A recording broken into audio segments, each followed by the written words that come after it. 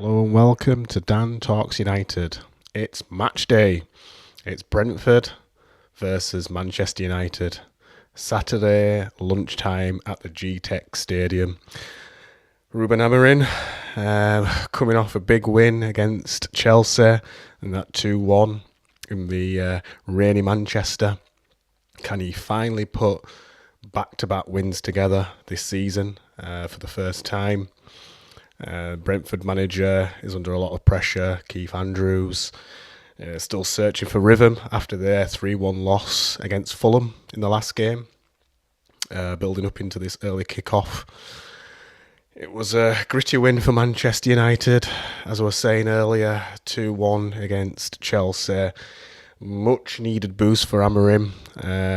Obviously there was calls for his head to a certain extent from the media and some fans as well, including myself, sort of questioning what's going on so far. Obviously, we all want Manchester United to win ultimately, and we want the best for the club. Casemiro won't be there after that silly red card after the 2 yellows. So as we look here, he's gone for the tackle. He's obviously dragged their player down. You can see that he's shocked there that he's got the yellow card. And then obviously the referee here is just coming across now to show him the 2 yellows and ultimately the red card for the sending off. So it means that he misses this lunchtime crunch game against Brentford.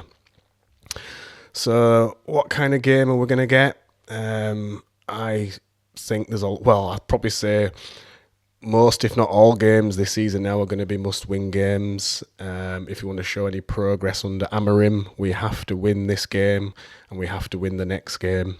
I believe the next game's against Sunderland.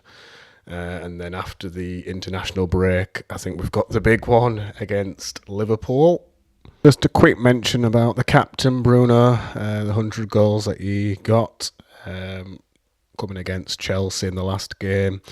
Will we see a captain performance again against Brentford? It really does matter now that Bruno steps up along with other players in the team now, but it is really important that we have a captain's performance now against Brentford because we need that back-to-back win. We need to get those points on the board and start to climb that table. Third at the Gtech Stadium at home then. Can we capitalise on the fact that Brentford have lost some key players over the last season or two? We've got one of their key players now playing for us, who's now a key player for us, Bryan Mbeumo. Like I say, they've lost some players now. A lot of their key players have gone on to other teams.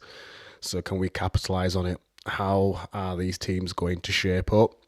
So for us, again, we haven't got Casemiro, so it will mean that we'll have a different midfield duo in this game. Obviously, I'll come on to my predicted or what my preferred starting lineup would be in regards to playing against Brentford. But I would, like I say, we know that Casemiro won't be there, so it won't be the Bruno and Casemiro pairing. It's possibly going to be Ugarte, but like I say, I'll come on to the lineup. Obviously, Amorim will stick to his 3-4-3. Can Brentford stay compact? Because obviously they'll be looking to stem the flow of the losses. I think it's 3 losses they've had so far this season. So they have got a bit of a patchy performance under the new coach, Keith Andrews. But like I say, we'll come on to the lineup. It was in my predicted or starting lineup. I did like the performance of the back line against Chelsea. I know it wasn't a great game with the weather and everything, but I'm going to go with, for the 3 centre-backs, I'm going to go with Luke Shaw to retain his place. Yes, I probably would have taken him out after his performance against City, but he did redeem himself against Chelsea, so I would start with Luke Shaw.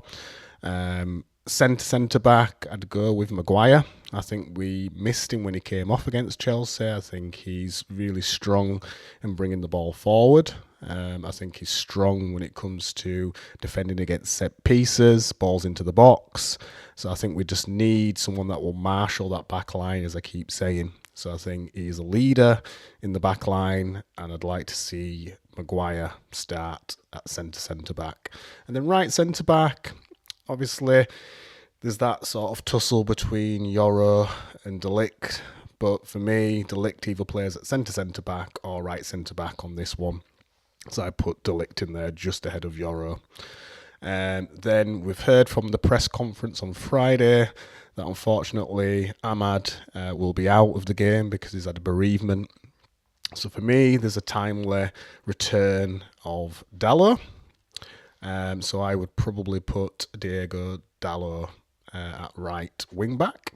And at left wing back, that'll be Dorgu for me. Now, the central pairing. So he's obviously going to play Bruno. Bruno's going to play whenever he's fit. So Bruno's going to take one of those positions. Then there's going to be that sort of tussle between Meno and Ugarte. And obviously, Meno is sort of edging for that loan move. And I can see that Amorim is wanting to give him minutes and give him time on the pitch. But looking at substitutions recently, I mean, tell us what you guys think in the comments. But I do feel that when Amorim is making subs, he is putting Meno on quite towards the end if he can squeeze him in. He's not generally the first, second or third choice at times, and you can see that obviously it'll be Bruno and Casemiro that start the game, for example. When it comes to substitution, especially when people are coming back from injuries, you're getting like your Cunha's coming onto the pitch, you're getting Mount coming onto the pitch, you're getting Ugarte coming onto the pitch, and then 5 minutes left, let's call it, you're getting Meno coming onto the pitch. So would he start him? I'm not so sure, so I'm going to put Ugarte in there. Cunha as one of the 10s. I know he was injured, but hopefully he's back fully fit now. I do have a feeling, though, that Amorim's going to try and squeeze Mount in somewhere because obviously he likes his pressing.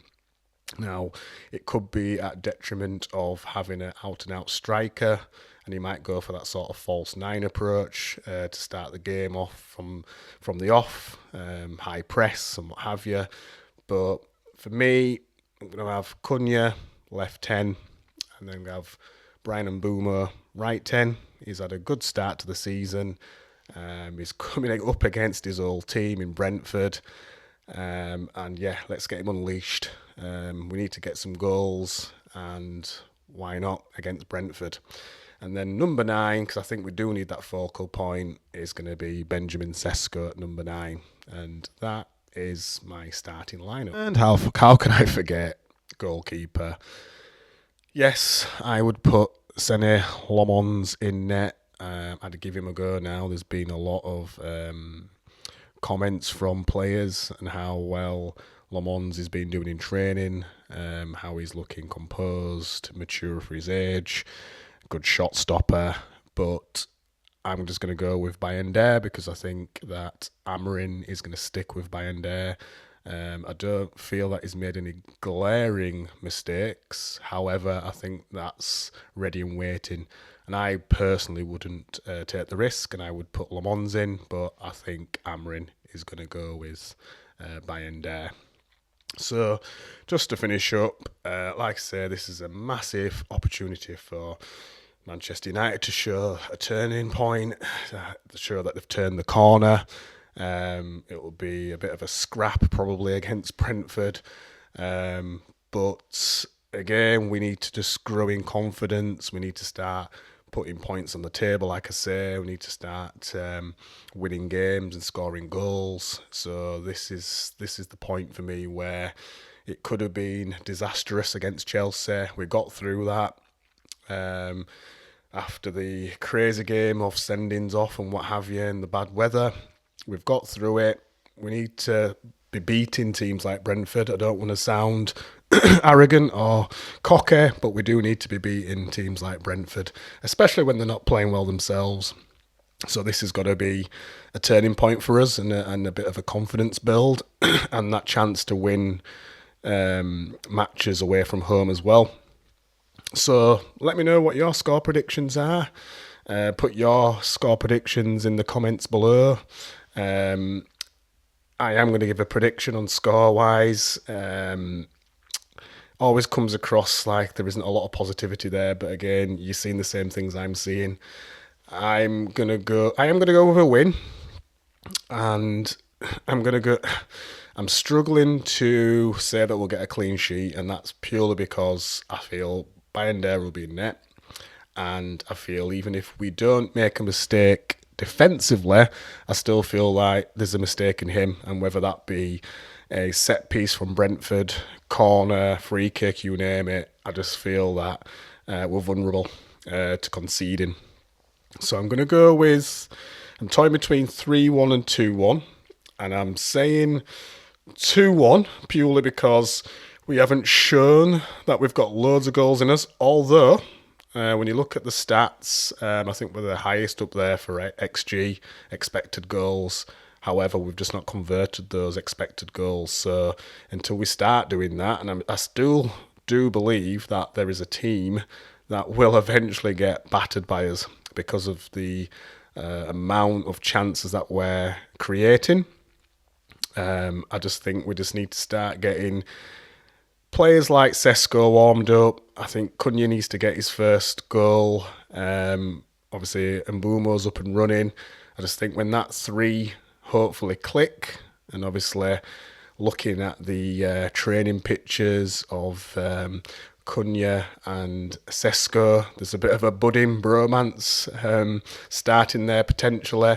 I just need that relationship to build, especially between the front three. And I think Amorim has taken massive risks in revitalising that front three. I'm not saying that he shouldn't have done that, but he's gone big.